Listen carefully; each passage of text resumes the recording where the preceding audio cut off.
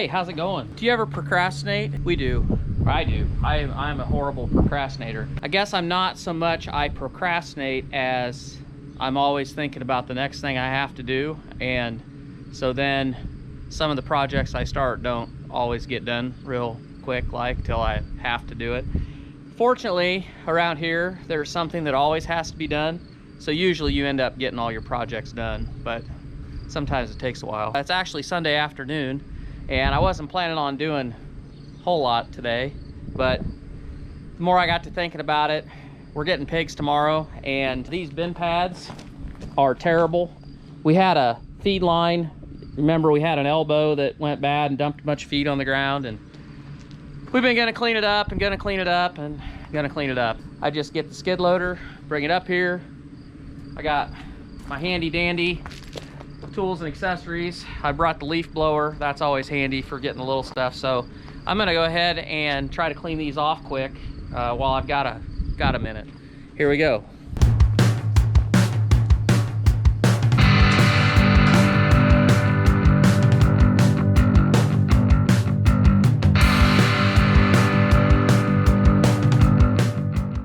Yeah, it goes on and on like that. So that's one bin of 6 that's done, and so I'll finish this pad, and then the other pad's not near as bad, but it'd be a lot better to have it cleaned up.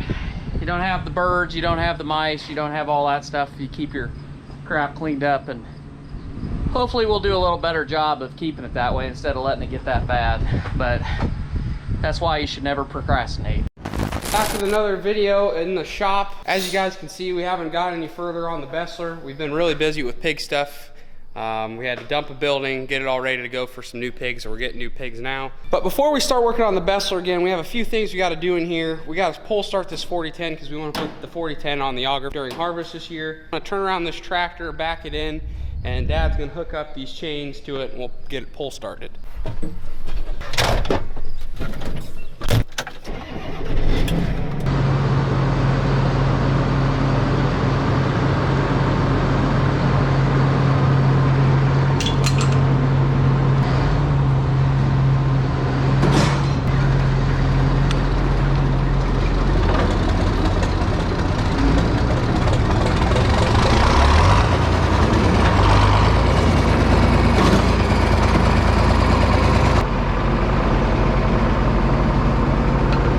Okay, I had to stop the house and get a drink. I'm gonna take the Classic down to the John Deere store, and it's got a slug of stuff wrong with it. Both the hydraulics leak on it. It's got electrical problems because it's got a short somewhere it drains the battery. This tractor runs on 24 volts, which is a pain in the butt, and it's hard on batteries. It eats batteries like crazy, so I'm gonna have them convert it to 12 volts, fix those hydraulics, probably service it while they're in there. I think the power steering pump is going bad in it. Only half the lights work, so I don't know. We might, if we get it converted, we might put LED lights on it, because what I want to do is put it on the auger. Be real handy for that, and basically just, it needs a little TLC, so it's time.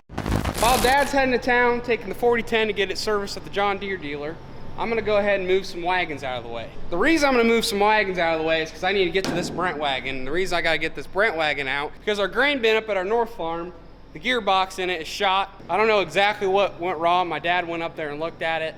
Something in the gearbox snapped, and we have to call FS to go up there and fix it, because Dad and I really don't want to mess with it. It's too big of a pain in the butt. So we're gonna go take this wagon up there, put it under the auger, and we're gonna have to run some corn out of there eventually before they come, so they have some room to work. There's not a whole lot of room for me to back the tractor up to this Parker wagon and pull it out, so what I'm thinking I'm gonna go ahead and do is take the forks on the skiddy, go under it a little bit, maybe drag it, and if I can get the tire around here, I'll be able to just easily hook onto the tractor and pull it out of here, and then I'll go ahead and get that wagon.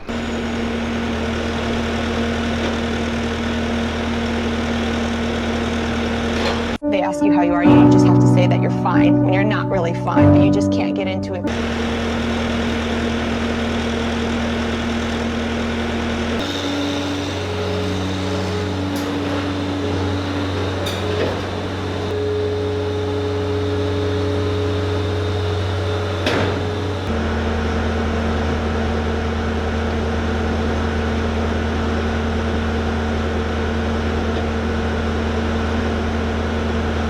and try that on for size. I think I'll be able to maneuver it in there and get it hooked on pretty easy, hopefully.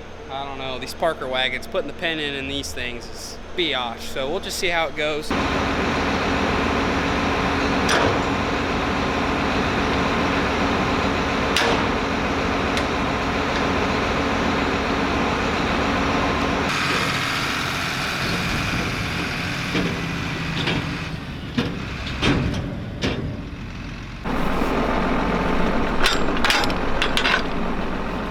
Now that that's out of the way, it'll be a lot easier to hook onto this Brent wagon. We need to just get our damn shop done so I don't have to do a bunch of freaking moving around wagons with my damn skid loader.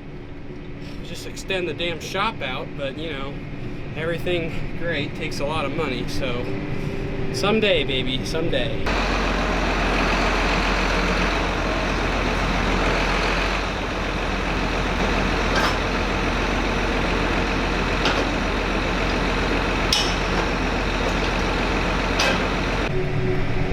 Got her hooked up, as you can see.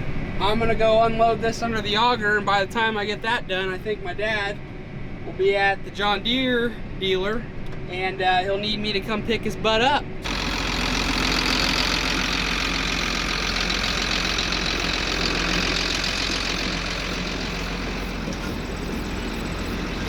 Now that that's done, it's time to head into town to pick up Torky boy. Hopefully he made it there in one piece. We'll see if he didn't, because he'll be on the side of the road if he didn't.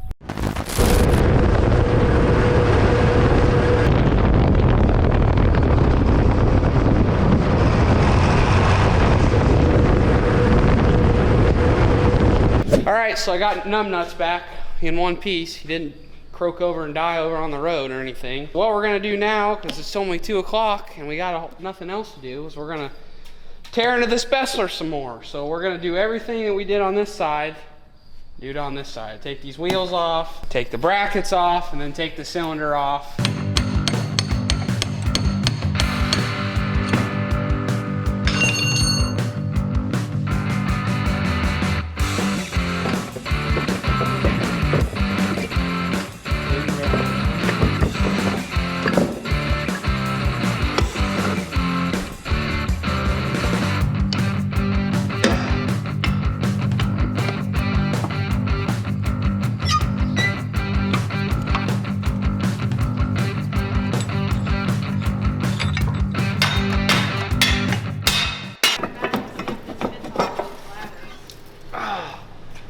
Yeah. One down. So we got all the bolts off the brackets, so now we're gonna go ahead and we're gonna try to hammer these brackets off. As you can see, we got one down.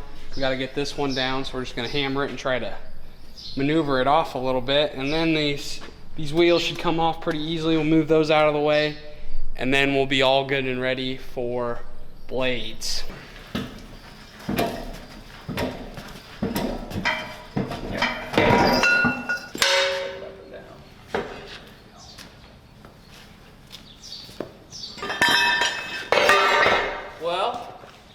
Congratulations, you've just started your own new pile of shit that you don't know what to do with, but you won't throw it away because you never know if you might need it. So now, for testing purposes, because I've caught a lot of crap about my 2-wheel drive tractor almost popping wheelies, hauling this thing around, we've dropped about, I don't know whether we've dropped 400 pounds off of it. We've dropped more, maybe we've dropped less. But anyway, I'm gonna back in here and pick it up and just see what a difference it makes.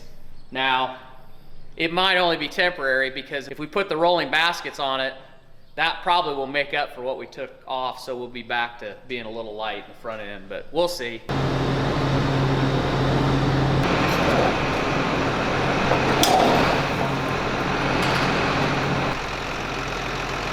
Well, we're not popping wheelies anymore, so that's good. But like I said, when we put these rolling baskets on, it could just add the weight that we just took off. So who knows? Hopefully they're a little bit lighter than that, but we won't know until we put them on.